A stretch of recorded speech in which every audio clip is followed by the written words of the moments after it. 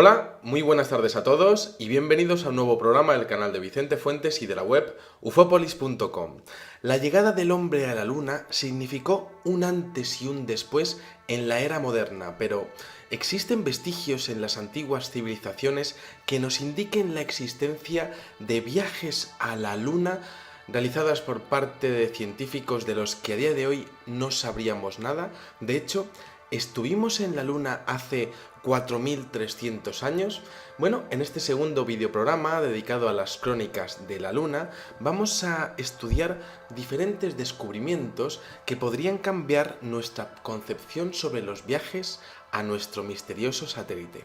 Y vamos a empezar en el año 1725, en una remota área del Tíbet, en donde el arqueólogo Henri Duparc descubre una serie de monolitos que en la antigüedad estaban cubiertos con plata y bueno, pues en ese yacimiento arqueológico habría encontrado también una pequeña torre de porcelana azul con forma de pirámide y los vestigios de un palacio real con inscripciones en los tronos que hacían alusión a imágenes del sol y de la luna. Bueno, al lado de ese trono habría una piedra blanca muy larga rodeada de exquisitos dibujos. Bueno, ahí quedó para la historia y no fue hasta el año 1952 en el que una expedición soviética en el Tíbet pudo observar diferentes documentos ancestrales que describían exactamente los mismos elementos descubiertos por Henri Duparc. Bueno, en estos documentos aparece una perturbadora mención sobre esa piedra larga y blanca rodeada de esos exquisitos dibujos que habría sido traída directamente de la Luna. Bueno, ¿cómo podría ser posible eso? Quizá estamos hablando de un meteorito que habría sido colocado allí, ¿o acaso estamos hablando de viajes espaciales que eran habituales hace miles de años? ¿Hay pruebas de ello? Bueno, en la ciencia existe una tendencia obvia a evitar cualquier tipo de documento antiguo que haga referencia a este tipo de viajes interestelares en las antiguas civilizaciones. Pero hay otro punto de vista que podría ser que esas menciones serían pequeñas cápsulas en el tiempo que estarían guardando los contenidos y los hechos reales acontecidos en la historia. Y es que si empezamos a estudiar los textos de la China antigua y de la India, nos encontramos tradiciones orales que hablan de extraños artilugios que a día de hoy maravillarían a los ingenieros espaciales de la NASA. Y es que si nos vamos a la India, por ejemplo, encontramos el Surya Siddhanta, en donde científicos y filósofos orbitaban la Tierra y el espacio que hay entre la Tierra y la Luna, lo que viene siendo la antigüedad, ¿no? De hecho, se comenta que el diámetro de la Tierra es de 12.617 kilómetros, siendo hoy los actuales estudios de 12.675 kilómetros de distancia. Bueno, ¿cómo podrían saberlo sin tener una tecnología láser? En estos textos sánscritos también se describen estructuras similares a la de los gigantescos satélites que a día de hoy orbitan nuestro planeta, tanto en sus dimensiones como en el interior de las mismas, además de artilugios voladores con capacidad para volar entre la Tierra y la Luna. Se habla además de los Siras, hombres perfectos, y de los Vidayaras, hombres sabios que viajaban por el espacio y que dividían el tiempo en porciones de 3 centillonésimos, es decir, un 1 seguido de 600 ceros y la cifra correspondiente. Para que nos hagamos la idea, esto podría indicarnos que tendrían quizá aparatos de medida totalmente sofisticados que desde luego estarían muy por encima de lo que hoy maneja nuestra ciencia. Bueno, esto también nos recuerda a lo que aparece en los vimanas, con partes que recuerdan a modernas turbinas que funcionan pasando un combustible derivado del mercurio de una cámara a otra, y en donde se habría logrado el movimiento perpetuo, es decir, la energía libre sin pérdidas por fricción. Aquí tenemos también en la historia la interpretación del ingeniero Joseph Blumrich, que habla de lo que aparece en la Biblia, en Ezequiel capítulo 1, versículo 15, en donde aparece una especie de máquina con forma de peonza y con diferentes soportes que podrían servir, que podrían significar exactamente el mismo concepto de ingeniería que los trenes de aterrizaje. Yo por mi parte también me recuerda muchísimo a lo que aparece en el caso Emilcin, ocurrido en Polonia en 1979. En la India, sin salir de allí, tenemos referencias a Pusan navegando en barcos de oro a través de los océanos del cielo. Tenemos a Garuda, el pájaro celestial que llevaba a Vishnu en viajes cósmicos. Y tenemos también los vuelos aéreos a través del firmamento en el libro Samsap Takabadha, o bueno, pues también los llamados ancestros de las dimensiones del espacio en los Puranas. Bueno, no muy lejos de allí, si nos vamos a Chaldea, en la ciudad de Ur, encontramos diseños de la antigua Mesopotamia y de la antigua Sumeria que nos recuerdan a modernos cohetes cubiertos además de lo que sería una aleación, en este caso de cobre, que sería algo similar a la utilizada en los proyectos Gemini de la NASA, con otro tipo de materiales, pero con un diseño de ingeniería prácticamente idéntico. Bueno, en China, si nos vamos a la provincia de Yunnan, encontramos grabados de máquinas que se parecen igualmente a cohetes cilíndricos que son capaces de escalar al cielo según su mitología y que habrían aparecido tras emerger una estructura piramidal en el fondo del lago Kunming durante un terremoto. Bueno, en el tercer siglo antes de Cristo también tenemos a Chuang Tzu en un tratado que se llama Viaje al Infinito, en donde relata un viaje en el espacio a 32.500 millas sobre la Tierra, es decir, a 52.000 kilómetros de altura. Y esto, pues claro, esto es algo increíble porque son pues prácticamente un cuarto de la distancia que separa nuestro planeta de nuestro misterioso satélite. Bueno, en la India también se hablaban de medidas de esos 384.000 kilómetros prácticamente idénticas que las que aparecen en las mediciones por láser de las misiones Apolo. Bueno, si seguimos en China, nos encontramos una descripción asombrosa de la Luna como desolada, fría y de cristal. Así lo definía el ingeniero del emperador Yao en el año 2309 a.C. Bueno, habría llegado hasta allí gracias a un pájaro celestial que le proporcionaba además continuamente información sobre el viaje, tal y como ocurre la telemetría en los viajes de la NASA o nuestro móvil con las aplicaciones que nos van dando continuamente información. Bueno, esta tecnología se basaría en una corriente de luz pues prácticamente sólida, que bien parece salida del mejor relato de ciencia ficción. Lo que pasa es que esto es la mitología de la antigua China, ¿no? Bueno, si nos vamos al relato de Hou Yi, aquí tenemos una mención de que desde el espacio no se puede percibir el movimiento de rotación del Sol. Bueno, ahí lo deja, porque realmente, ¿cómo podían saber que el Sol también rotaba? Bueno, esto es algo increíble, pero más aún pues, en el tema de que desde el espacio no podían ver el amanecer de la Tierra, y esto es algo que solamente ocurriría si se estuviese en órbita durante varios días en una posición determinada, siempre en la zona donde estaría dando pues lo que sería la parte de la noche en la Tierra, ¿no? Bueno, ¿significa esto que eran capaces de moverse libremente en el espacio algunas civilizaciones antiguas? ¿De dónde sacarían la idea de la rotación del Sol? Bueno, en el relato de Hou Yi se describe también la Luna como un horizonte congelado y frío en donde habría una construcción llamada el Palacio del Frío.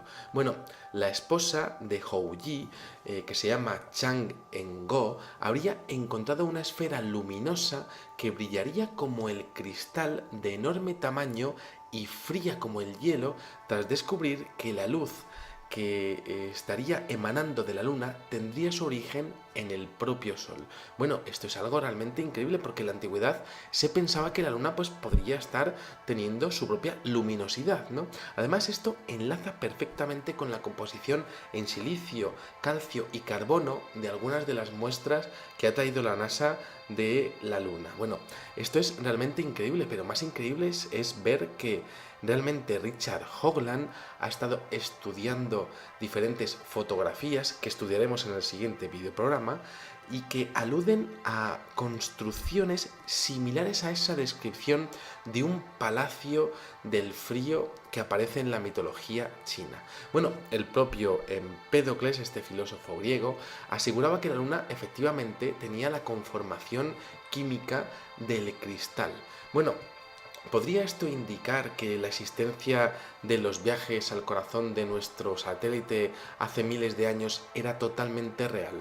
Bueno, una antigua leyenda de este mismo periodo de Hou Yi habla de un enorme barco que apareció en el mar con luces brillantes que se fueron apagando durante el día y que podía navegar tanto por el mar como por la luna y entre las estrellas. Aquel barco fue llamado el Barco de la Luna y fue visto durante 12 años tal y como aparece en un recopilatorio de información, bueno, pues lo que sería información mítica de diferentes hechos acontecidos y compilados en el año 400 a.C. en China. Luego, por otra parte, en el libro Xi Qing se expresa que cuando el emperador vio al mundo caer bajo el crimen y bajo el vicio, mandó a este ingeniero y a su mujer cortar la comunicación entre la tierra y el cielo. Y desde que eso pasó, no hubo más subidas al cielo o bajadas a la tierra desde la luna. Bueno, ¿sería esto realmente otra prueba de la existencia de un punto en nuestra historia en donde se acabaron los viajes interestelares?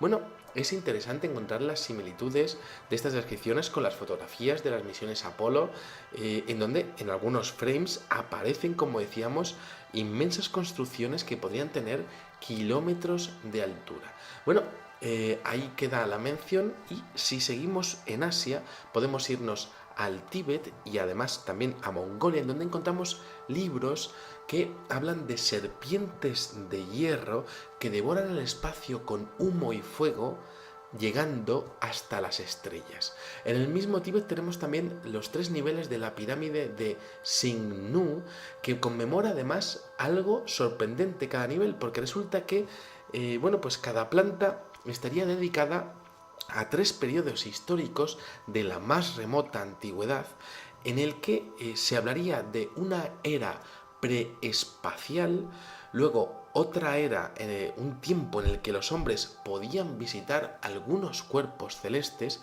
y luego un tiempo en el que el hombre perdió el poder para hacer viajes interestelares. Bueno, ahí es donde estaría reposando el altar con esa piedra traída de la luna, que a día de hoy estaría cerrada al público, que habría sido descubierta en 1725. Bueno, esto es algo realmente increíble, porque si nos vamos al otro punto del planeta, a la civilización maya, encontramos al famoso astronauta de Palenque. Les recomiendo ver la recreación en 3 dimensiones que se ha realizado, en donde parece que realmente el diseño es un módulo de mando de un transbordador espacial, pero es que si nos vamos a diferentes estatuillas y cerámicas de arcilla de todo ese periodo olmeca y también incluso en lo que sería la pampa peruana, encontramos diferentes menciones a lo que serían diseños muy similares a los transbordadores espaciales, que sean broches o que sean pareidolias. Bueno, pero el caso es que los viajes en la Luna a la Luna son mencionadas en diferentes civilizaciones, y de hecho se relaciona todo esto con la plataforma que existe en Baalbek, en Líbano que diferentes historiadores e investigadores han expuesto que podría haber sido diseñada para sostener lo que serían antiguos cohetes en lo que sería pues viajes ancestrales al espacio. Bueno, por otra parte, si seguimos buceando en la historia, en 1961 encontramos un hallazgo en la colina Palatina, en Roma, en donde también cerrada al público, existiría una habitación desconocida y en un nicho de la misma habría una pintura cuyo tema es tan asombroso que no se ha encontrado a día de hoy ninguna explicación satisfactoria que pueda pues de alguna manera describir qué es lo que hay allí, ¿no? Bueno, en la parte central de esa pintura aparece lo que parece ser una moderna nave espacial, de hecho como si fuera un cohete, de pie sobre una plataforma de lanzamiento y de ella saliendo cables y diferentes tipos de artilugios. Bueno, por supuesto en Japón tenemos las figuras dogu que recuerdan a trajes lunares, trajes espaciales, acopladas pues con mecanismos similares a lo que son los buzos, mecanismos de presión e incluso con protectores de ojos similares a las gafas que utilizan los astronautas y los pilotos, ¿no? Bueno, esto es fascinante porque esas figuras dogu, algunas de ellas también se muestran como si fuesen seres humanoides con ojos almendrados, ¿no? ¿Significa esto que antiguos astronautas del pasado, en civilizaciones que a día de hoy apenas podemos llegar a conocer, quizá tapadas por cientos de millones de toneladas de arena y de la propia historia y la erosión, pues pudiesen haber entablado algún tipo de contacto con seres extraterrestres? Bueno, en el folclore maya también encontramos en las ruinas ubicadas en Guatemala que existen menciones en donde un carro de oro de forma circular de 12.000 codos, es decir, 5,5 kilómetros, era capaz de llevar a los hombres a las estrellas. Bueno, en Nueva Zelanda también encontramos las leyendas maoríes en donde se cuentan cómo los ancestros disponían de máquinas para poder viajar a la luna. Pero si nos vamos al génesis del gran misterio que es el hombre, ¿no? y su relación con el cosmos, encontramos en la épica del libro de Etana, de 4.700 años de antigüedad, descripciones de la Tierra desde diferentes altitudes. Y esto es asombroso porque son descripciones que son tan exactas como las que aparecen en las imágenes captadas por Estados Unidos y Rusia de lo que serían los viajes, lo que sería el ascenso de los cohetes hacia la estratosfera. Bueno, esto es increíble porque se van describiendo cómo la Tierra se va haciendo cada vez más y más pequeña y también cómo hay un intercambio de colores que es realmente lo mismo que ocurre cuando se van pasando diferentes capas en la estratosfera. Y esto aparece en el libro de Tana, 4.700 años de antigüedad. Bueno, por otra parte, en el libro de Enoch se expone que los astros tenían calor como el fuego y frío como el hielo para explicar cómo los planetas tenían diferentes áreas iluminadas o en sombra y por tanto sus temperaturas serían muy, muy altas o muy bajas. Esto por ejemplo ocurre en Venus, pero ¿cómo podían llegar a saberlo sin sin disponer de ningún tipo de maquinaria para poder observar esos planetas y cómo funcionan los ciclos de temperatura a nivel, a nivel espacial?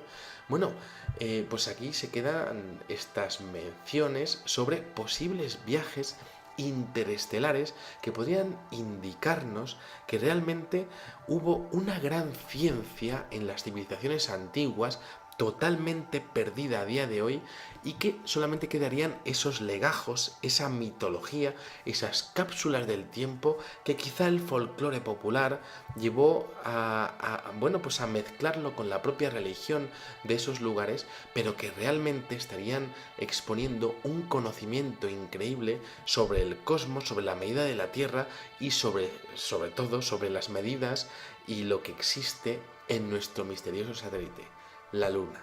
Bueno, pues nada más, espero que hayan disfrutado muchísimo de este videoprograma y les espero en el siguiente. Me leeré sus comentarios con muchísima atención y nada, pues como digo siempre, muchas gracias y salud y suerte. Adiós.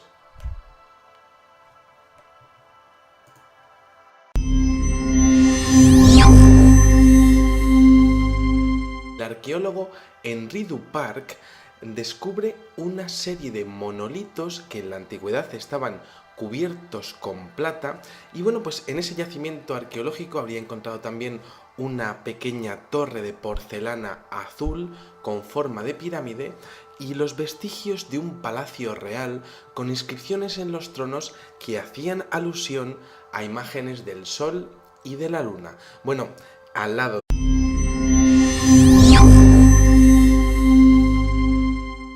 Hola, muy buenas tardes a todos y bienvenidos a un nuevo programa del canal de Vicente Fuentes y de la web ufopolis.com. La llegada del hombre a la luna significó un antes y un después en la era moderna, pero existen vestigios en las antiguas civilizaciones que nos indiquen la existencia de viajes a la luna realizadas por parte de científicos de los que a día de hoy no sabríamos nada. De hecho, ¿estuvimos en la Luna hace 4.300 años? Bueno, en este segundo videoprograma dedicado a las crónicas de la Luna, vamos a estudiar diferentes descubrimientos que podrían cambiar nuestra concepción sobre los viajes a nuestro misterioso satélite. Y vamos a empezar en el año 1725, en una remota área del Tíbet, en donde aparece una perturbadora mención sobre esa piedra larga y blanca rodeada de esos exquisitos dibujos que habría sido traída directamente de la Luna. Bueno, ¿cómo podría ser posible eso? Quizá estamos hablando de un meteorito que habría sido colocado allí, ¿o acaso estamos hablando de viajes espaciales que eran habituales hace miles de años? Hay pruebas de ello. De ese trono habría una piedra blanca muy larga rodeada de exquisitos dibujos. Bueno, ahí quedó para la historia y no fue hasta el año 1952 en el que una expedición soviética en el Tíbet pudo observar diferentes documentos ancestrales que describían exactamente los mismos elementos descubiertos por Henri Duparc. Bueno, en estos documentos